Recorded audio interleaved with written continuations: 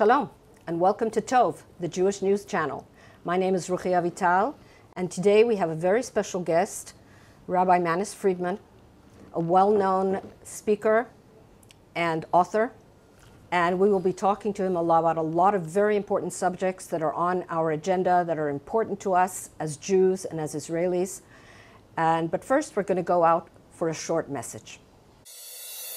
גדלתי בישראל בשנות ה-90. תמיד ידעתי שהעמדות שלי, עמדות של ימין, לאומי, דורשות שכנוע, נימוק והוכחה כדי לנהל שיח. הכרתי והעמקתי בדעות של הצד שמנגד מתוך מתן כבוד. מהר מאוד הבנתי שהאנשים שעמדו בצד שכנגד לא הכירו בלגיטימיות של העמדות שלי. היום, 30 שנה אחרי, בצד השני הדברים לא רק שלא השתנו, הם הפכו גרועים הרבה יותר.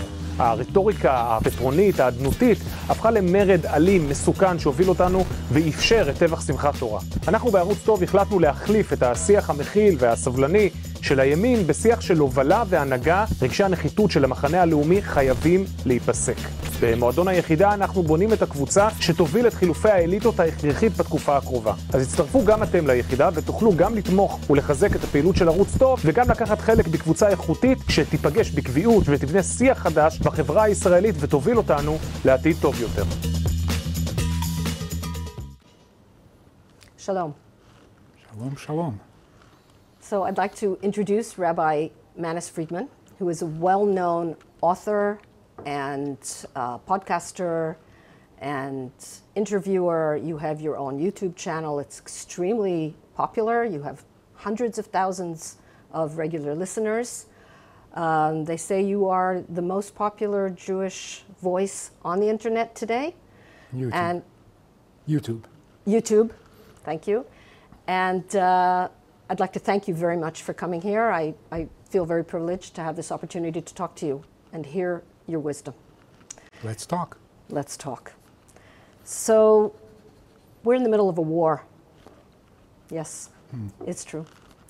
And it's the longest war that Israel has ever fought. We've never been in anything, even the War of Independence wasn't this long. And we don't see the end in sight. I'm going to ask you a question that I didn't prepare to ask, but I want to ask you, what are we doing wrong? Oh, taking too long. What are we doing? Why are we doing that? It's a good question. It's a very painful question, because it shouldn't. It shouldn't. No. We're stronger than them, right? You know, it only took 6 days to defeat 3 armies. Right. Why would it take more than 6 days to defeat Hamas? Almost a year. Yeah, it's a mystery. In other words, I don't want to know why. We're doing something wrong, though. That's obvious. Yes. What are we doing wrong? We're not winning the war. What should we be doing to win the war? I think I can answer that question myself. We need to want to win the war. Yes. Or we need to follow the instructions of the army, not of the politicians. This is a political war. But the army, I'm sorry to say, the higher echelons in the army are populated with politicians. Okay, now we got the answer. We came up with it. Why are they so afraid to win the war? I have no idea.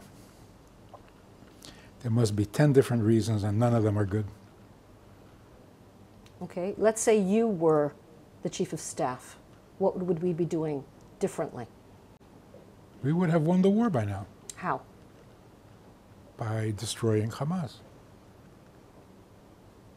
Really, it's a total mystery why it would take this long. Why are we How tying long are they in our own Rafah? hands?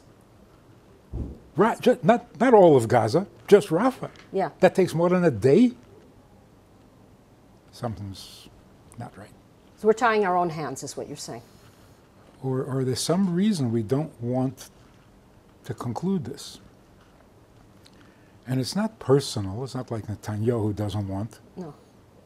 There's a lot of influence behind this decision, and it's... If you were whispering in his ear, you have his ear, what would you tell him? Don't give in. More than that, I don't know what he could do. I don't envy him. No, and there's nothing to envy there. Absolutely.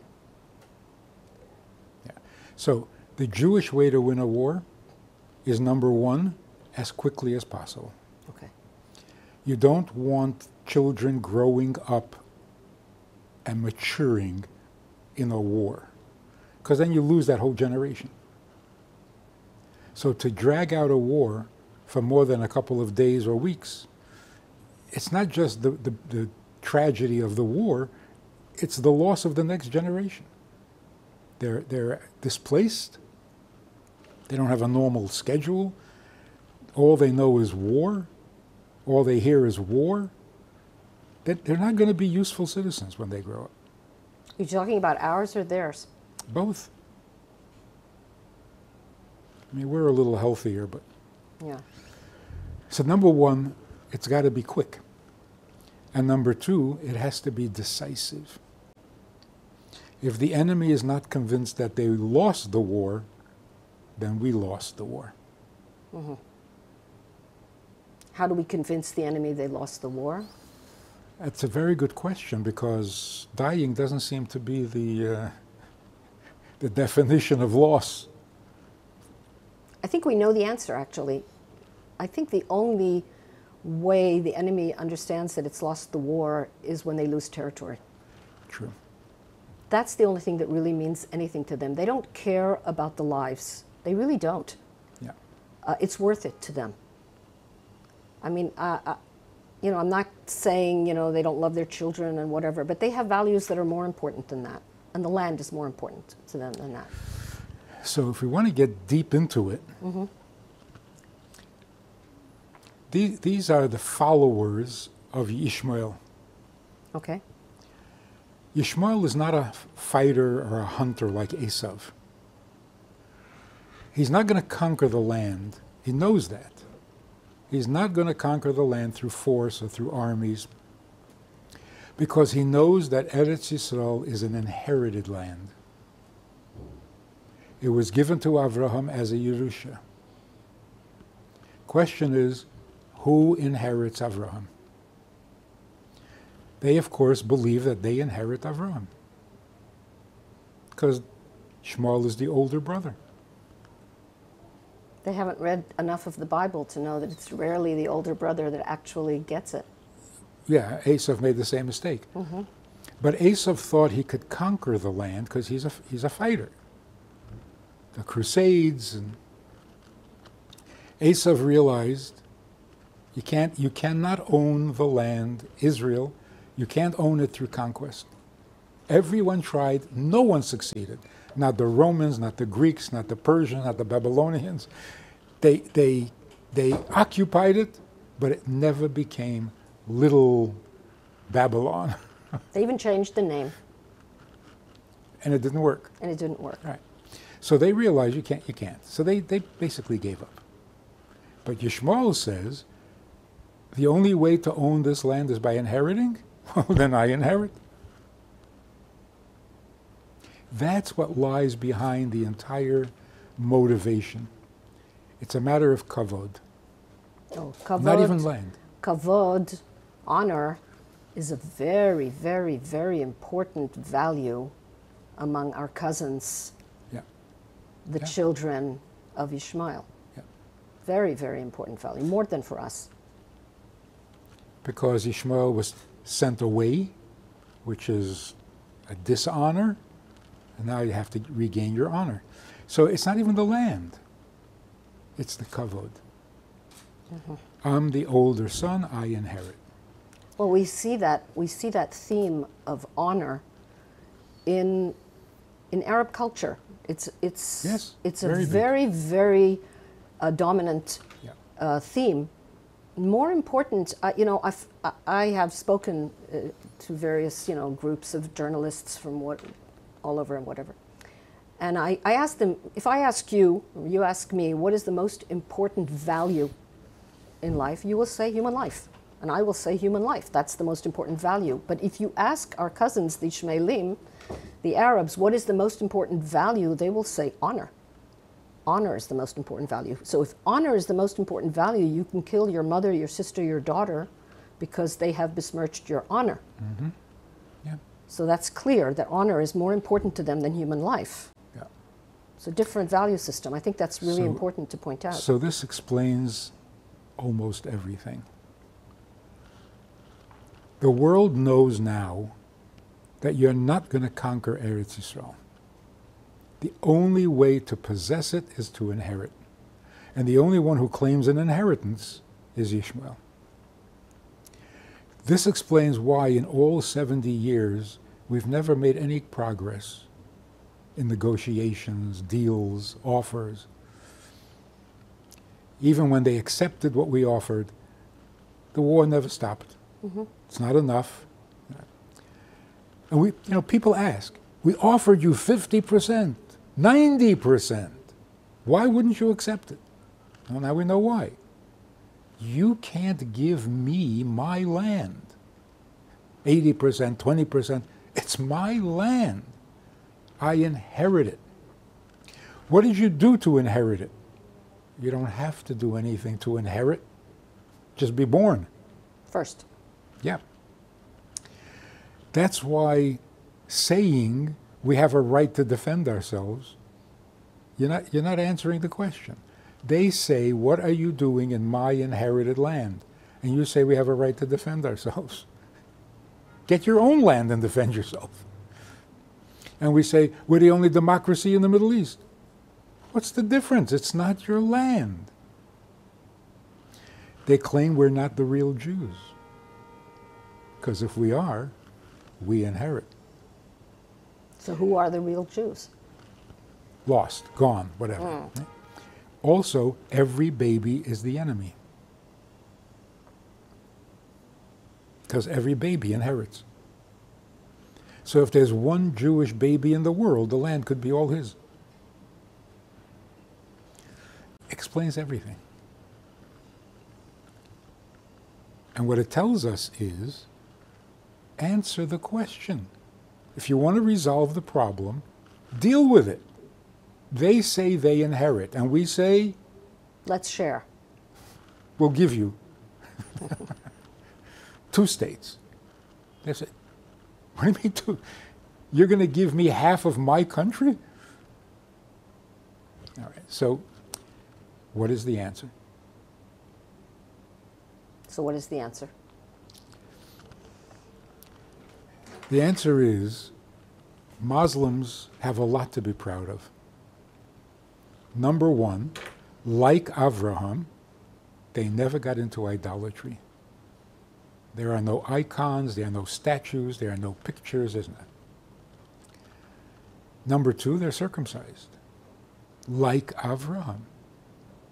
On these grounds, they claim to be the inheritors. But they're not biological descendants. They're intermarried. We are the biological descendants. Is that the only reason? That's why we inherit. The only way to inherit is to be a biological descendant. But Ishmael was the son, the eldest son. Yeah, but you're saying they're but the not... people today are not biological descendants of Ishmael. And if they were? Then we would have to fight. And we are fighting. And we are fighting. So some of them might be. But the real answer is, the Torah says, Sarah said to Abraham, send away the maid and her son, because he will not inherit with Yitzchak. Abraham was hesitant. He liked Ishmael. He loved him. Yeah. And God said to Abraham, listen to your wife, because Yitzchak is your inheritor, your heir. It's as clear as can be. So God says the land is inherited by Yitzchak. If we have confidence, and the Muslims are religious people, if you make them aware of what God said, they will not only stop fighting, they will take down the mosque so that we can build a Bet HaMikdash. That sounds impossible. Too good to be true? Absolutely. A religious person has to have a religious motivation. Okay. We've never given them a religious motivation. How do we do that? We're a democracy, we're defending ourselves, we were here first. Answer the question. They say they inherit. Your answer is? Let's share. Yeah. Trying to prove that we were there, David HaMelech was there, and Shlomo HaMelech was there. Answer the question. How do we answer the question? You get up in the UN and you say, people, have you read the Bible? It says Yitzchak inherits. Say it with confidence, everyone will quit. There was a story when Golda Meir was prime minister. She was coming to the United States for a summit meeting. President Nixon, I think it was. Before she arrived, there was a press conference. United Nations. The spokesman for the administration was talking to the press. And he made a comment, I just hope she doesn't come here with a Bible under her arm and say the land is ours because it's in the Bible. And everybody laughed. Good joke. But the editor of the Yiddish paper was there at the press conference. So he said to the spokesman, he said, would it bother you if she came with a Bible under her arm? And he became serious and he said, look, we're not officially a Christian country, but if the Bible says, what can we say? We don't realize how powerful the truth is. You simply state the truth. So I said this to many rabbis, and they said, well, of course, you can convince me, but you say it in the UN, nobody will buy it.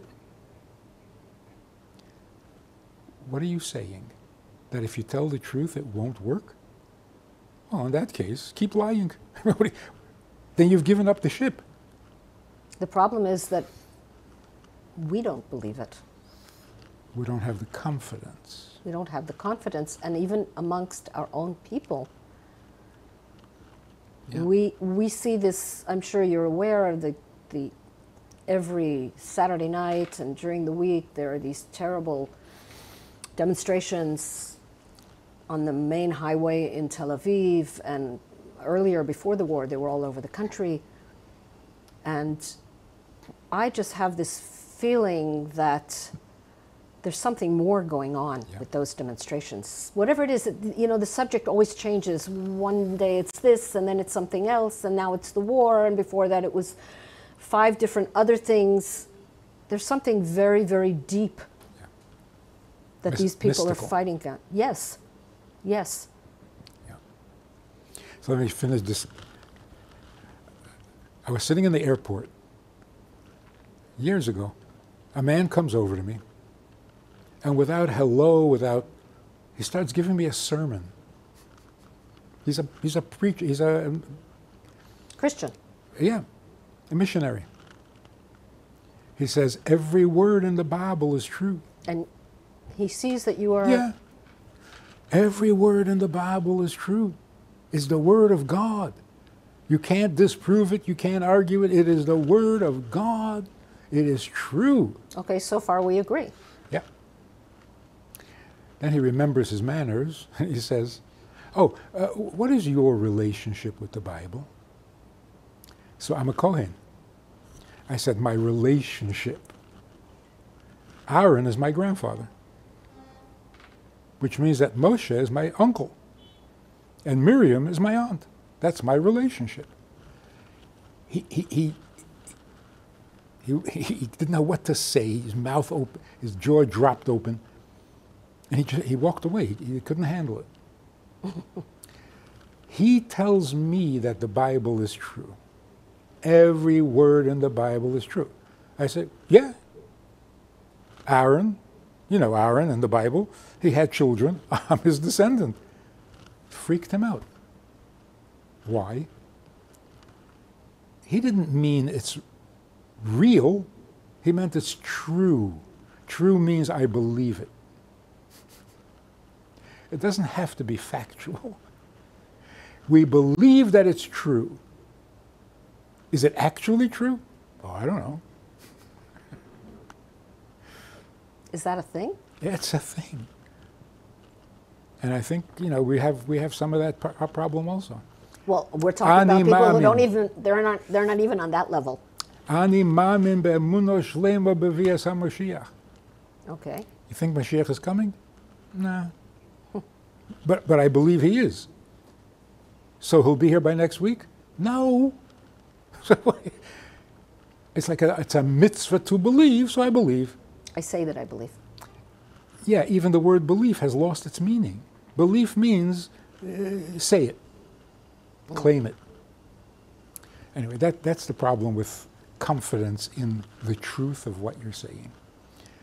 But the truth is very powerful. There's no question if someone gets up in front of the world and says the land is ours, it's in the Bible. Say it with confidence, everyone quits. Even Jews? Quits. No. But here's what's going on, I think. So the problem is, it's actually a reflection of what's happening within our collective Jewish soul. Yeah. But what's mystically happening, yes, the world has basically lost its direction. No one knows where they're going. No one. Politicians have no idea what they're doing. Scientists have lost all respect, confidence of nothing. Everything has failed. You know, we say Havdalah on Motzei Shabbat, after Shabbat is over. And we say the world is divided between light and darkness. But today we can't tell the difference anymore between anything, not even between men and women. Yeah. The most basic biological fact that there are two sexes in every species except humans. Yeah. And the most educated people don't know the difference between a massacre and a war. Well, if they don't know the difference between a man and a woman, what do you expect? Can't blame them. Yeah. They don't know the difference between a civilian and a soldier. They have no idea what that is. Oh, you can't kill civilians. Who's a civilian? I don't know. The confusion is absolutely overwhelming. The communism is gone. Democracy is falling apart. Religion is failing. Secular is a disaster. What's working? What's working? Nothing. Nothing. It's like the 10 plagues before we came out of Mitzrayim. What are you relying on? The water? It's gone. No water. The crops? They're gone. Your ovens? They're infested by frogs. Everything that they had fell apart under their feet. The system is failing. Everything. Wherever you turn, it's a failure. And those who are desperate start to act weird. So the Muslims are losing it. This is their last attempt. The secular don't know what to do with themselves because it's not working. Very the simple fact that they just don't have children. They're disappearing. 20 years from now, there won't be any secular people. It's incredible because there are countries where they have hardly any children. Japan. Yes. Japan started 20 years before the West. They stopped having children. They don't have a future. Yeah. Yeah. And America actually held on for quite a long time and then kind of like collapsed all at once. It was much better than Europe for many, many years in that sense. It was still very family-oriented, children-oriented, and then suddenly just like collapsed. Yeah. Yeah, one of the most dangerous disasters is that sex collapsed. Nobody wants it anymore. That's how a country becomes It doesn't look that way. Oh, see, that's what happens. When you feel like you're losing, you make a lot of noise. But it's desperation. It's not real. It's just going through the motions. It's just pretend. Yeah, it's like we're not ready to admit it yet, but we see it coming. In that respect, actually, Israel is more hopeful, because even among the secular in Israel, there are children. The families in Israel are still very, very strong. Having families and getting married or not married, but having children is still a very strong, respected and strong element of Israeli society. Yeah, except like you said before, we don't know where we're going. Where are we going? Finish the war, then what? And that's why you have the polarization. Everyone is desperate, so they become fanatical. Yeah. Fanatical on this side, fanatical on the other side.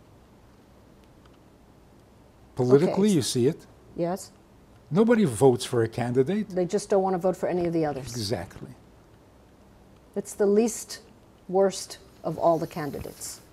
So it feels like the world is coming to an end. Without bullets. Just from sheer confusion. The only answer is... With a whimper, as Yeah. they say. Yeah, you don't want to go out with a whimper, go out with a roar, but you're going out. Yeah. The only answer is this. So this whole, what we're seeing in the world, the what we call the progress, this is a symptom or a cause? Now this is the erasing all the false gods so that we can recognize the true God. You know, it makes me think of, you know, we say Havdalah on Motzei Shabbat, after Shabbat, and we say things that are like obvious. We separate between the light and the darkness, and the sacred and the profane, and between Shabbat and all the other days of the week. But it's like And all Jews the and other separations, nations. and Jews and other nations. But it's like all the separations have become blurred. Everything is becoming blurred in this postmodern society. That's the end of the world, because the world exists in separation, in distinction. And we can't distinguish. So what's the answer? The answer is this. We've been laboring under a misconception. We means the whole world. We've been laboring under the belief that you have to live. You have to live. Like in Yiddish, abi gesund. Doesn't matter what else is happening, as long as you're healthy. Because dying is the worst thing. It motivated everything human beings ever did. Everything we did is because otherwise we're going to die. You invented a plow because we're going to die. If we don't produce the food, the farmers woke up early in the morning and they went out to plow the fields and they woke up their kids. They even had kids so that they could plow. Right. Sons. Everything was because you have to live. The survival instinct. Is there such a thing? We made it up. There's a survival instinct. We'll do anything to stay alive. In the last 15 years, it's not working. Suicides are out of control. Young people, healthy people, successful people. Assisted suicide, big mitzvah. Tell people, don't play with drugs, don't do these dangerous things, you might die. And they look at you like, yeah, so. Death just doesn't mean what it used to mean. It's not as scary. And the reason is because suddenly it dawned on us, you have to live. You gotta live. Why? Because if you don't, then you won't be alive. Why do I have to live? Well, because if you don't live, you'll be dead. All of a sudden, what are we doing? All over the world. It is a mystical development. All over the world, with no apparent cause, people are waking up and saying, do I need this? Life? Do I need life? What?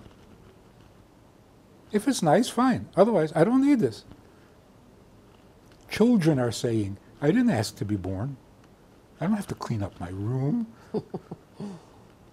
People are suing their parents. I think children always used to say that, but parents started listening to them. That's the problem. And now, we can't blame it on being depressed. They're just smart.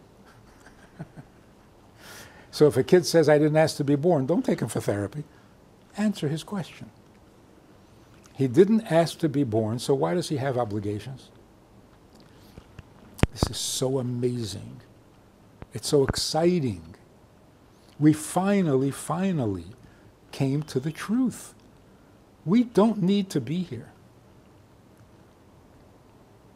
We don't need to be here. We don't? No. So, if God forbid, tomorrow, the world simply ends. Not terrible pain, suffering, horrors. No. Over. Gone. Who would care? There wouldn't be anybody to care. And it's not like we needed to be born. We didn't need to be born. So if we're unborn, who would care? Who does this world matter to? Well, there's only Everybody's one answer running to around. that. Everybody running around saying, Tikkun olam, let's fix the environment, let's clean up. Why? Who cares? Give me a safe little neighborhood and leave me alone. I have to fix the world? Well, some people don't want to have children because it's going to harm the world, the planet. So Yeah. who does the planet exist for? Exactly. If not for people? And people don't need it. Who would care if the world stops existing? The Creator.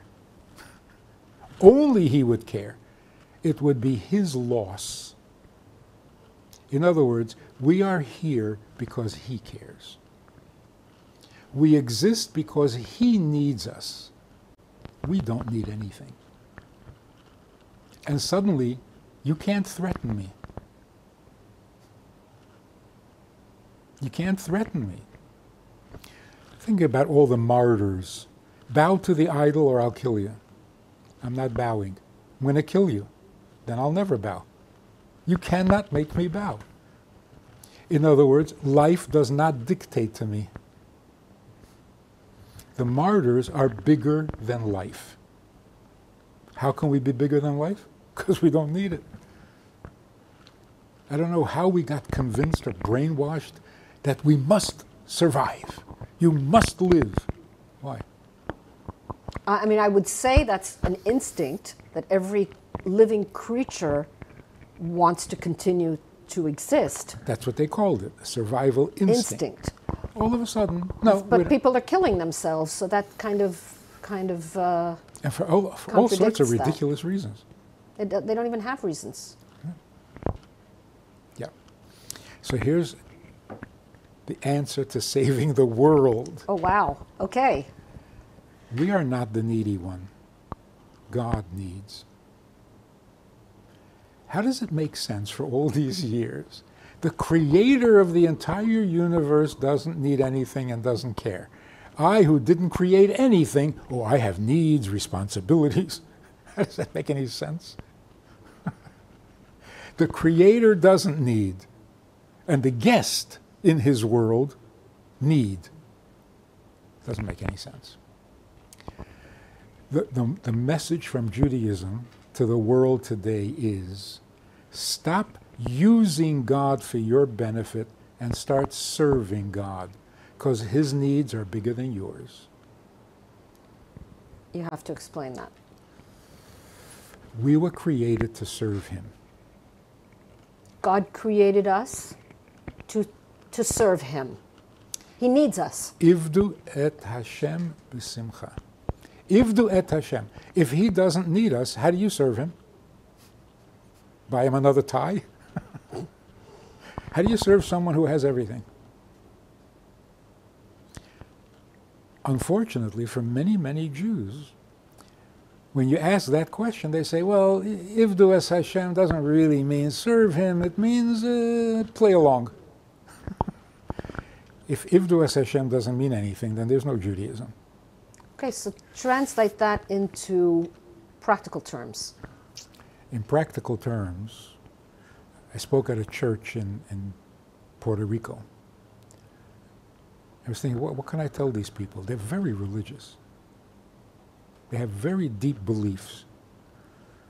I'm going to start a whole debate, a whole argument, a whole controversy. What am I going to tell them?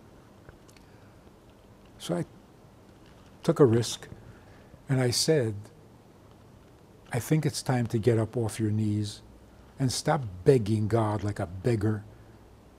You're not the ones who need. If you didn't exist, you wouldn't care. It's His world. He needs it a certain way. He's depending on you to do that. So stop being so needy and realize how you're needed. 400 people. They said, oh, okay. What? Just like that. Everything they were ever taught, discarded in a second. So what did that mean for them in practical terms? Well, first of all, they won't get depressed. If it's not my need, why would I get depressed? It's so liberating. It's also much more complementary to the human being. Religion has always said, you're tiny, you're fragile, you're helpless, you're such a rahmanas. Pray, pray, maybe God will be nice to you, worthless creature. It's so depressing. We're not. On the contrary, we are His need. All of a sudden, every mitzvah I do is not a pressure on me, it's a pleasure to serve Him.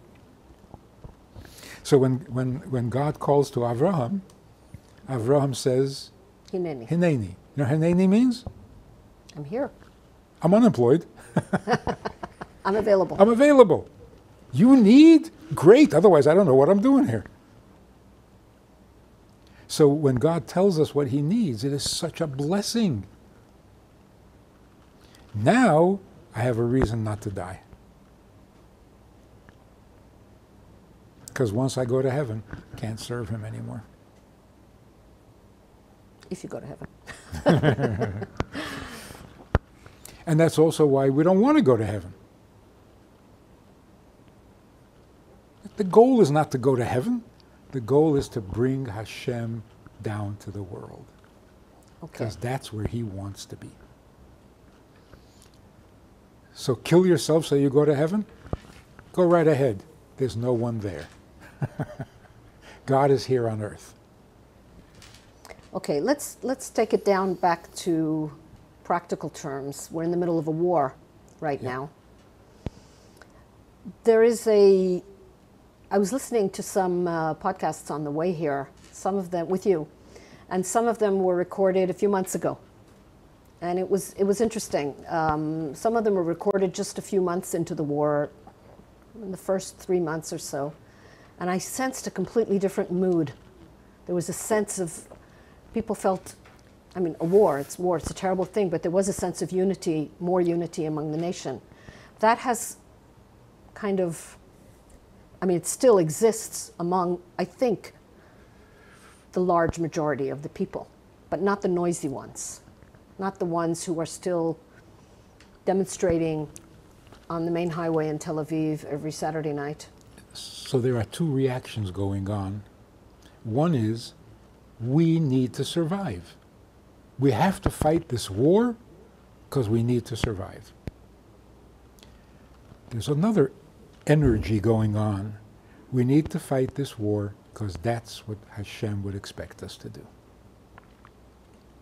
The people dancing, the soldier, Friday night, Friday night, there was this big group of soldiers at the hotel, and they were singing and they were dancing. What are you dancing? Are you crazy? There's a war going on and you're going to be fighting it. Or you did fight it, or whatever it is. They're not dancing because they survived. No. They're dancing because they realize they're serving a bigger purpose. And the purpose is not survival. That's gone. Those days are gone.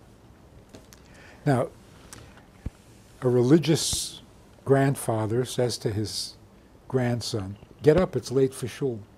You have to go to shul." He says, "I have to go to shul?" "Yeah, you have to go to shul." "I'm not so sure. I don't think I have to." "What do you mean? You have to go to shul." Kid says, "No, I don't. Watch. I'm not going to go to shul. Nothing's going to happen." What does the grandfather say? Schap and patch. That old school. What else can he say? You're going to go to Gehenna. To the grandson, that sounds like, "Oh, you ran out of arguments, huh? So you really have nothing to say. Don't threaten me." Doesn't work anymore. In the days of the Tsar, you could threaten. Today, when you can make fun of the president, don't threaten me. Doesn't work. So what should the grandfather say? Do I need to put on tefillin? If I needed to put on tefillin, I would need a psychiatrist. I need those leather boxes. Are you out of your mind? Why do you put on tefillin? Because he needs it. So imagine I stop a guy in the street and I say, "Would you like to put on tefillin?" He says, "I don't need that." Good, let's put them on. Because if it was just your need, I wouldn't even bother you. But God is waiting for you to put on the tefillin. It's His mitzvah, not our mitzvah. So you don't have 5 minutes to do something for God? What, a narcissist? Everything has to be for you? Which is really the crisis in the world today. I was just about to say that. It's such a, you're either a narcissist or you're a tzaddik. There's nothing in between. There's nothing in between. You either are a narcissist or you can do a mitzvah l'shem shamayim. Because there's nothing in between. It's good. Why? Because we're getting to the truth. Can you imagine if everyone in the world woke up and said, "What does God need from me?" That's it. There'd be no wars. There'd be no crimes. There'd be no depressions.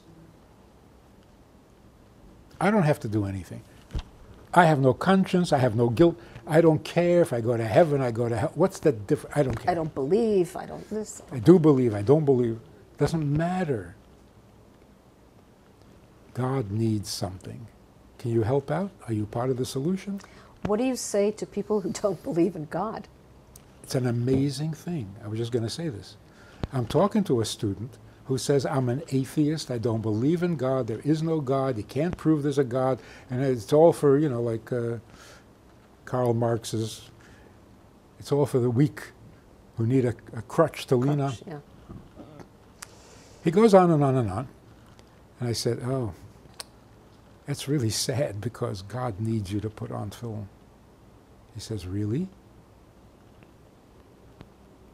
It happens all the time. The God they don't believe in is a God who sits in heaven and doesn't care. I wouldn't believe that either. But as soon as I say, "But He needs you," oh. Non-Jews, Jews, religious Jews who never thought God needed them. It's not about me. Oh, wow. It took us 5,000 years to figure that out. It's not about me. How true. How true. Can't be about me. I wasn't here last week. And I won't be here next week. Many weeks. Whatever. So one final In eternal terms. Yeah, summary of the whole thing. A boy went off to yeshiva overseas. He comes into the office when he arrives, and there's a mashpia there, who is a very... It's a spiritual guide. Yeah. Guide. And he's a stickler for truth, right? Okay.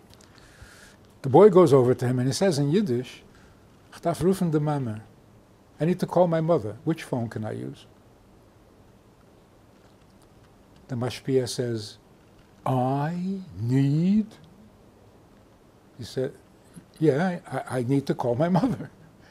And he says again, I need? So the boy said, my mother needs me to call her. Which phone can I use? And the mashpia said, good, stop lying. A teenage boy on an overseas trip doesn't need to call his mother. He's having a blast. His mother is sitting for an hour waiting for him to call. So to say, I need to call, when it's really your mother who needs you to call, why do you have to lie? Why can't you tell the truth? Why do you have to take her need and call it yours? I need to be religious. No, you don't. Why are you lying like that? Hashem needs you to do certain mitzvahs. Oh, so I have to go to shul? No, God is waiting for you in shul. You going or not? You don't need to.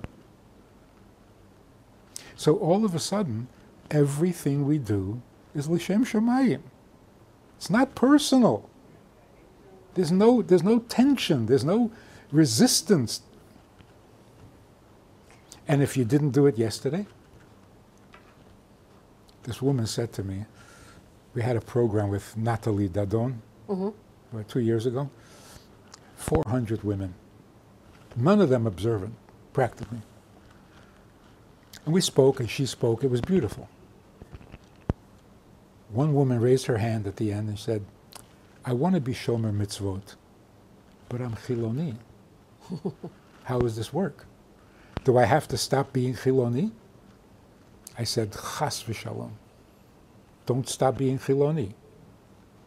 Do all the mitzvahs you can. She said, oh, that's great.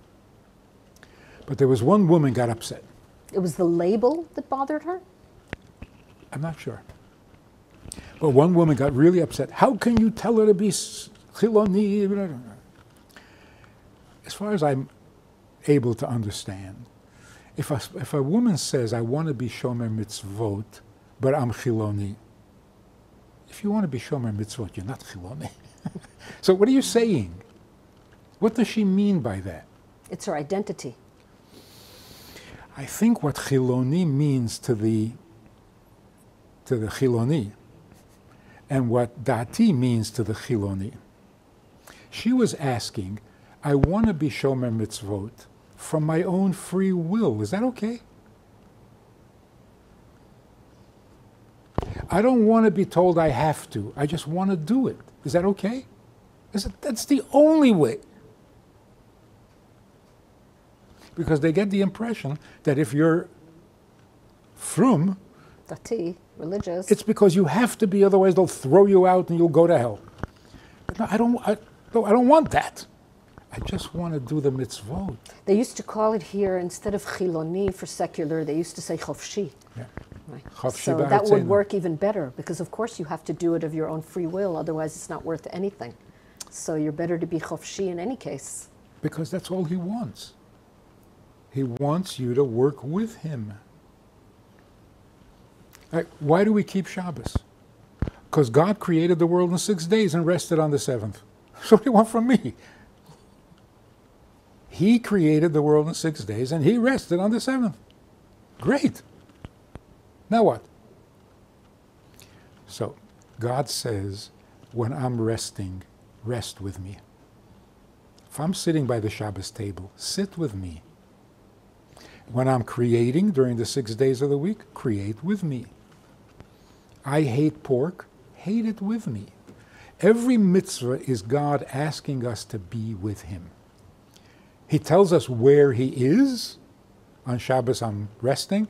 During the week I'm out there working. I don't eat pork. Now we know how we can stay by his side. That's all he wants. And if you're not doing it for him, then you're not doing it. If you're doing it for yourself, you got your own agenda, then you're not by his side. You're competing with him. You know, What do you mean by doing it for yourself?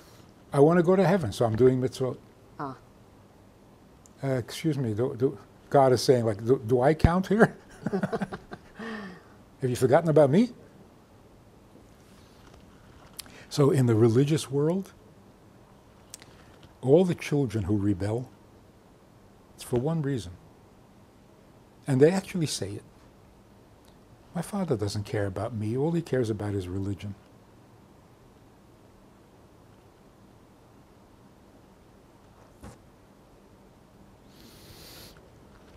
We get the impression God doesn't care about me. I just better behave myself or he'll zap me. Out of fear. That's intimidating, right? Yeah. So God doesn't really care about me. He just wants from. Well, that is not true. It's not true. It's like somebody said, you want me not to sin? Don't create me and you'll be very happy. Because I'll never sin. Well, that's the deal. What? So you create me so that I could sin, so that you could punish me?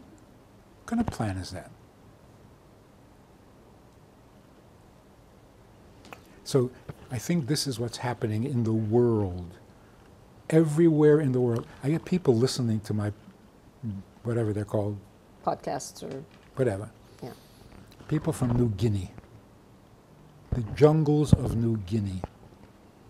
I don't know where they found it, how they found it.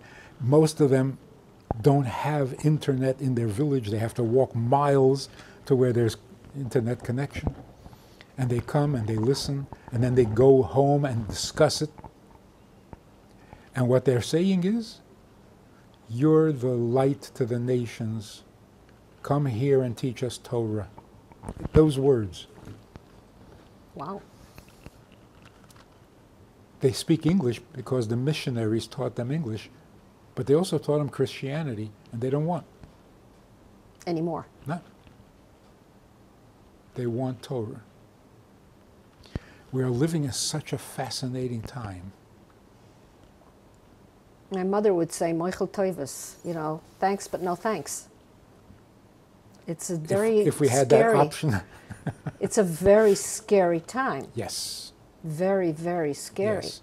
So I remember all the years when the Rebbe kept saying, we are the last generation of Galut and the first generation of Mashiach.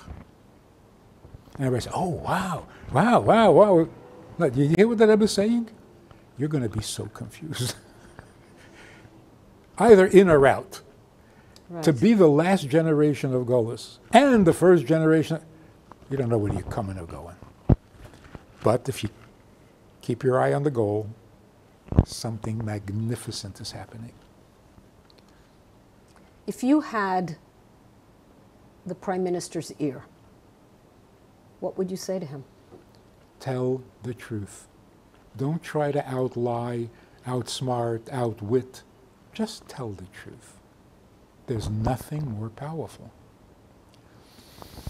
Because if you don't believe in the truth, then just give up. Give up. What's the difference? You're going to keep lying? This is how we're going to live? The truth will win. I'm absolutely certain that once we tell the world the truth, the Muslims will religiously take down the mosque and help us build the Beis HaMikdash. How would you tell that truth? I mean, what would you say to them? Sarah said, Yishmael does not inherit with my son. And God approved. Case closed.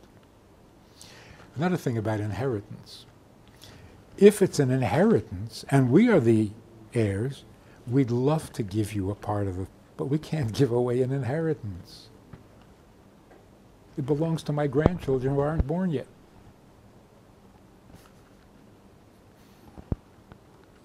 This explains everything, why they can't have it and why we can't give it. And why we haven't negotiated to any agreements, and why every child is a threat to them. it all makes sense. But we don't want to look at the religious side of the argument because we don't know how to answer it.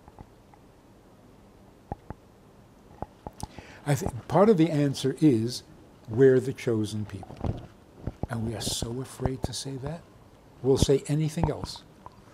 But that's scary because of all the 2,000 years of suffering in Christian Europe for saying you're the chosen people. We didn't even have to say it. They said it about us because... Yeah. More than a couple of months ago. In the first months of the war, the protest was pro-Hamas. And it was nasty. Ugly, ugly, ugly. Not one. There were many, many. But the Jewish students were so appalled that they were speechless. They didn't. Finally, one Jewish professor got up and started arguing back. The police arrested him for his own safety. So the next morning he comes to class to teach. He's a professor. He is famous on the campus for being an atheist. He let everybody know that he is an atheist, doesn't believe in anything, in the Bibles, no mice, nothing. Anyway, he comes to class, and this student hands him a bouquet of flowers. He says, "What is this?" She says, "I was so proud of what you did yesterday when you stood up to the mob." He says, "You're Jewish?" Obviously, she didn't look Jewish. She says, "No." He says, "So what do you mean you're proud?" She says, "What I mean is, it's so good to see the chosen people behave like a chosen people." He says, "You know I don't believe that." Listen to what she says. "Whether you believe it or not, we know." Wow. So one more example of how the truth works. When there was talk about moving the embassy to Jerusalem, Yeah. the panic, the horror, there's going to be bloodshed, there's going to be... Here in Israel. Yes. Yes. Get the body bags ready. This is going to be a disaster. Nothing. Nothing. Nothing. How come? A whimper. Not even a whimper. How come? How come? Who doesn't know that Jerusalem is the capital of Israel? So as long as you're playing games, everybody will play a game. Once you say, it's the capital. All right, everybody knows. Yeah, it's the capital. So When what you you're tell the saying truth, is the problem is with us. we're damaged. We're not telling the truth. We're not standing up and saying, this is our home. It belongs to the children of Abraham, Isaac, and Jacob. Yes. Ishmael has another inheritance in another land. Not if they are his descendants at all, but we won't go there. Maybe not an inheritance, just a land they conquered. Because you can conquer other lands. Only Israel can't be conquered. So if we would get up and say, we're the chosen people, what would the world say? Yeah, we know. There ain't gonna be any body bags. Who doesn't know that the Jews are the chosen people? Who doesn't know that? We're afraid to say it. As if we're fooling somebody. We don't want the responsibility that comes with it. Maybe. But more it's because we were so persecuted for it. So, if you say we're the chosen people, the world would say, yeah. Jerusalem is the capital of Israel. Yeah. God gave the Torah at Mount Sinai. Yeah. Nobody is going to argue with you when you tell the truth. Because they already know it. They're just waiting for us to claim it. Somebody, you know Jordan Peterson? Sure. Jordan Peterson said when he was here, the world is focused on you because you have the answer. We need your answer. We, the non-Jewish world. He's a very religious man. He's a very smart man. And a very smart man. Yeah. And an honest man. Yeah. And he got choked up. He couldn't talk. He says, we need. I interpreted him at that conference when he was here. I'm a simultaneous interpreter. So you don't remember? I remember. Anything I translated, I do not remember. No, I do remember, actually. I only have the Hebrew copy of this book. In Hebrew, it's called To Win the War the Jewish Way. But in English, it has a different name. No, that's what it's called. That's what it's called? Yeah. Okay. To win a war the Jewish way. The Jewish way. Okay. And again, the Jewish way is as quickly as possible and as decisively as possible. We've never done that. The 6-Day War was wonderful. It wasn't decisive. It wasn't decisive. We've never actually won a war all the way through. That's right.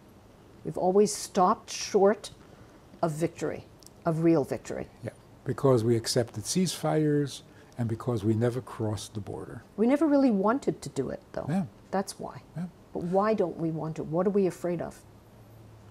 Like an abused wife. If I say no, then he'll hate me. That's the complex we have. Is it really external? Is it because of something, or is it something inside us that we are afraid of? Well, the loss of self-confidence but that's what it is. We've never crossed the border. People in Egypt think they won the 6-Day War. They never saw an Israeli soldier, an Israeli tank. You can tell them whatever you want. Well, we crossed the Suez Canal. Who was there? we didn't go deep into Egypt, but Yeah. we went. Yeah, so pretty the far. center of the country never experienced war. Why should they be discouraged? We never entered Syria. And the October War, as they call it, the Yom Kippur War, They entered in which they were completely routed, they consider that a victory. because they got into our country. And we stopped them here. We didn't pursue them into their country. Right. So it's not decisive. But I think you're right. The only decisive thing is every place you send a rocket from becomes ours. Jenin, it boils my blood. How many people have we lost in Jenin in the last 40 years? Ganim. It's a Jewish site, yes. But I remember years ago, they went in, it must be 40 years ago, they went into Jenin to clean out they lost 20 soldiers. Yes. Son of our friends. And everybody was killed said, there. see how good we are? Yeah. 23 soldiers. 23. 23 soldiers, including the son of good friends of ours, was killed there. And how many? Because we wanted them to like us. We wanted the world to say, wow, look how gentle they are. Look how careful they are not to kill anyone. Except their own kids. Except their own kids. There were 50-something terrorists killed and 23 Israeli soldiers killed in Jenin. And that was one raid. Since then, there have been So a dozen. let me ask you about the civilians. Yeah. Okay. I think, it's pretty obvious the reason that we are still in the middle of this war is because we're so careful not to harm what are called uninvolved civilians. Is there such a thing as uninvolved civilians? Yep. An uninvolved civilian is a guy who gives you his gun and says, I surrender. If he has a gun. No, a civilian doesn't have a gun to start with, let's say. Surrender. If you surrender, you're a civilian. If not, how am I supposed to know? Well, if it's a child? Doesn't matter. You can use a child as a weapon. They're using children as weapons. As a shield, for sure. Yeah. So here's a scary thing. 2 Arab countries go to war. Do they ever use human shields? No. Because they know. It's not going to help. No point. No point. Do they ever use babies as a shield? No, because it's not going to make any difference. We keep telling our own enemies, we will protect your civilians. And that's when It's they are insane. telling us that everybody is a soldier. Even a 2-year-old child or an infant just born Yeah. is a soldier. Right. They tell us. Yes. We don't listen. Yeah. And we tell them just the opposite. Right. So if you're sensitive, and you should be, and you really don't want to kill civilians, that's very nice. Don't tell the enemy. What are you doing? First of all, you're crippling yourself. Secondly, you're endangering their civilians. Because they're going to use them as human Because shields. of course you're telling them to use. So we keep complaining, they're using human shields. You tell them to.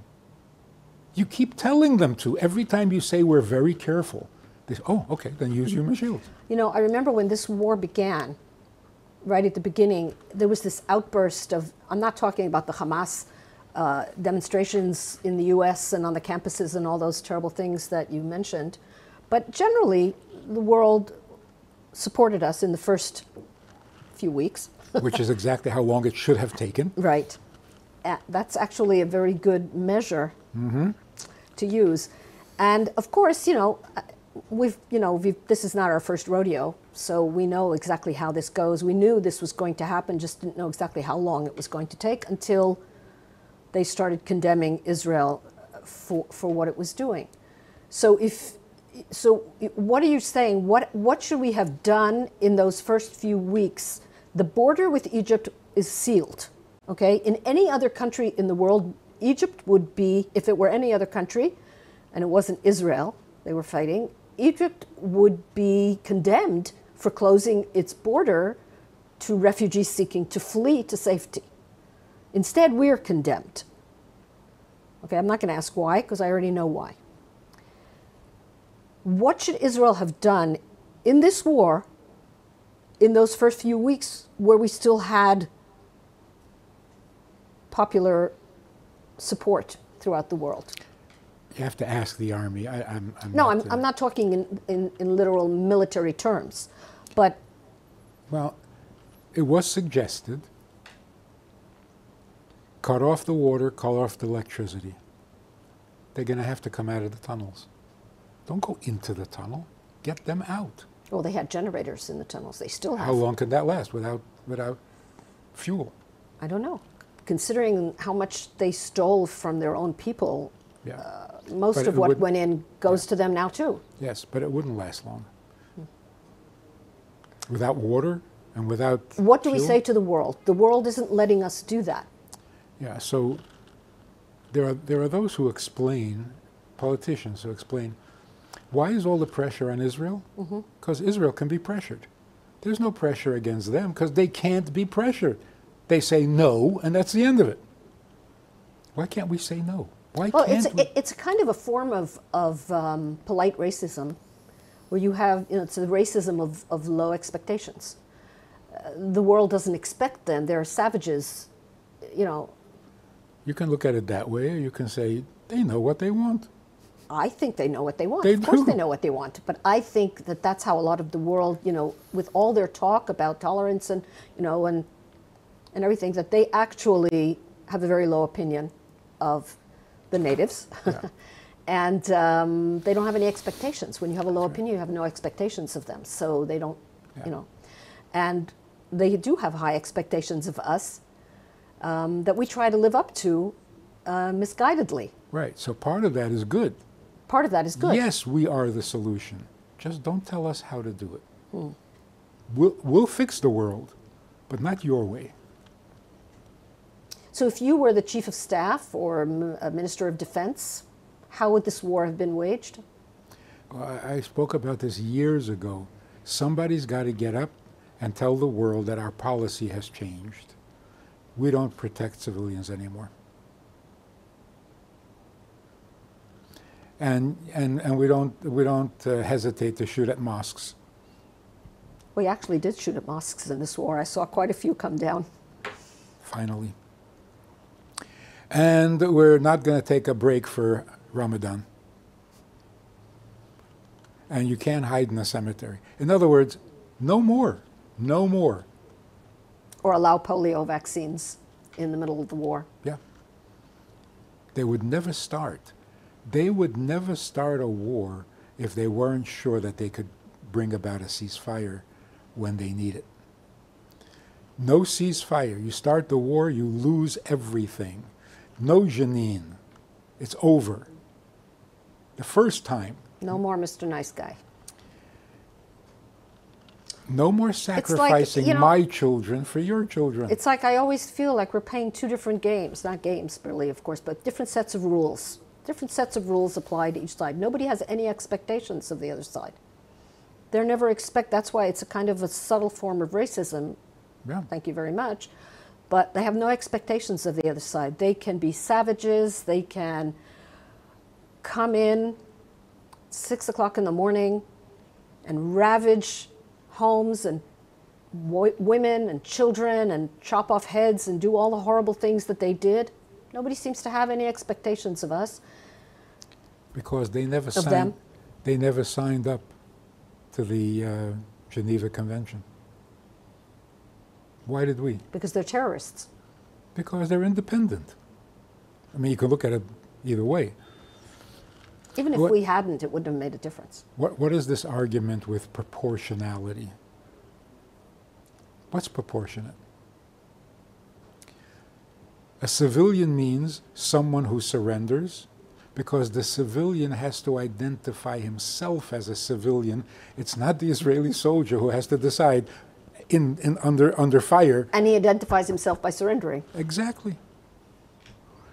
Proportionate means if I can achieve peace by killing 2 people, I can't kill 3. Okay. Proportionate not to what one side did, proportionate to the purpose. To the peace. To the goal. Right. So on the one hand, if I can stop the war by killing 2 people, then I'm not allowed to kill 3. On the other hand, if the only way the war is going to stop is if I kill 50,000, and I stop at 40,000, it is a crime, because those 40,000 died for nothing. Anyway, I think we have to call it a day. I'd like to thank you very, very much, Rabbi Manis Friedman, for joining us here today for this very, very interesting discussion. I hope we can continue it, perhaps by long distance in the future. I've done that. It's doable. And I'd like to thank our listeners and viewers and remind everyone to click on Tov on your YouTube and all the other various channels that are available. Thank you very much and shalom. גדלתי בישראל בשנות ה-90. תמיד ידעתי שהעמדות שלי, עמדות של ימין, לאומי, דורשות שכנוע, נימוק והוכחה כדי לנהל שיח. הכרתי והעמקתי בדעות של הצד שמנגד מתוך מתן כבוד. מהר מאוד הבנתי שהאנשים שעמדו בצד שכנגד לא הכירו בלגיטימיות של העמדות שלי. היום, 30 שנה אחרי, בצד השני הדברים לא רק שלא השתנו, הם הפכו גרועים הרבה יותר. הרטוריקה הפטרונית, האדנותית, הפכה למרד אלים, מסוכן, שהוביל אותנו ואפשר את טבח שמחת תורה. אנחנו בערוץ טוב החלטנו להחליף את השיח המכיל והסבלני של הימין בשיח של הובלה והנהגה. רגשי הנחיתות של המחנה הלאומי חייבים להיפסק. במועדון היחידה אנחנו בונים את הקבוצה שתוביל את חילופי האליטות ההכרחית בתקופה הקרובה. אז הצטרפו גם אתם ליחידה ותוכלו גם לתמוך ולחזק את הפעילות של ערוץ טוב, וגם לקחת חלק בקבוצה איכותית שתיפגש בקביעות ותבנה שיח חדש בחברה הישראלית ותוביל אותנו לעתיד טוב יותר.